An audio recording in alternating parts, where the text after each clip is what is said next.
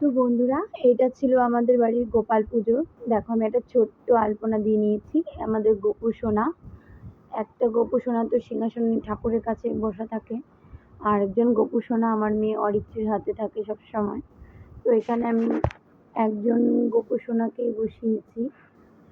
আর এখানে সব ফল মিষ্টি ঠাকুরকে সামনে দিয়ে একটু ক্যামেরা বন্দি করে নিলাম। সব গোছানো প্রায় শেষ। আজকে গোপাল পুজো, আর গোপালের জন্য একটা কেকও আনা হয়েছে। সেই কেকটা বাচ্চারাই কাটবে। ঠাকুর তো আর কেক কাটতে পারে না, বাট বাচ্চারাই কাটবে, আনন্দ। এদিকে ঠাকুরমশাই চলে এসছেন, আর বাচ্চারা দেখো কি দুষ্টামি করছে, লাফালাফি করছে। ওরা খুব আনন্দ পাচ্ছে, আর বিশেষ করে অরিত্র খুবই দুষ্টু, খুবই দুষ্টু। সোফাটাকে একদম তছনছ করে দিচ্ছে। ছোট থেকে এরকম দুষ্টু দেখো। আর বাদবাকিগুলো নাচছে। আর আমার কোলে আছে অবন্তিকা। অবন্তিকা এখন ছোট, ওদের সঙ্গে ঠিক পেরে ওঠে না। ও দুষ্টুমি করে, কিন্তু ওরা যেহেতু বড়, ধাক্কাধাক্কি খেয়ে লাগতে পারে, তার জন্য বাবুকে একটু ঠাম্মা বকাবকি করছে, যেহেতু বাবু দুষ্টামি করছে।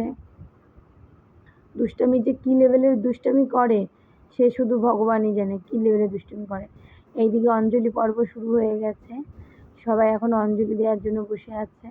আমি, মা আর পাশের বাড়ির বৌদি আর সোনাই উপোস ছিল। আমরা অঞ্জলি দেওয়া হয়ে গেছে। এখানেও দেখো ডাইনিং প্লেসে এসেও দুষ্টুমি বন্ধ হয়নি। বাবার কোলে এবার অবন্তিকা, কারণ আমি এদিকে এখন অঞ্জলিটা দিচ্ছিলাম বলে।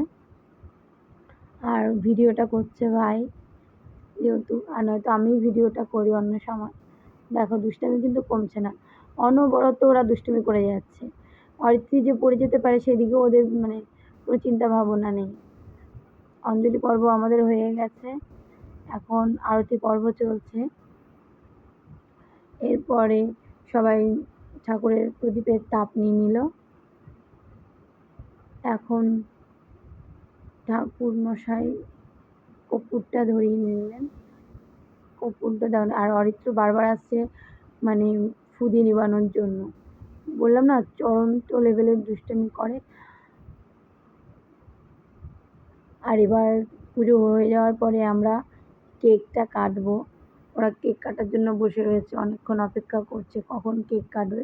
ঠাকুরমশাই শান্তির জল দিয়ে দিচ্ছে। আমি বলছিলাম যে এদের শান্তির জল দিলে ওরা শান্ত হবে না যতদিন না এরা বড় হয়। তো এখন চরণমৃত্য খাওয়ার পরে এখন আমাদের কেক কাটা পর্ব চলবে। তো আবার অবন্তিকা আমার কোলে, আর ওরা সবাই হাতে ধরে নিয়ে হ্যাপি বার্থডে গোপাল ঠাকুর, শুভ জন্মদিন গোপাল ঠাকুর বলছে। আর অরিত্র দেখো, সবসময় বার্থডে কেক কাটলে ওর মুখে ওরকম চাপ দিয়ে না দিলে ও আনন্দ পায় না। দুই ভাই বলছে, ছোট ছেলেও বলছে মা আমাকে দাও, চাপ দিয়ে দাও। তো দেখো মুখগুলো কত সুন্দর লাগছে। এবার অরিত্রী এসেছিল, এসে নিচু হয়েও ঘুরে গেল।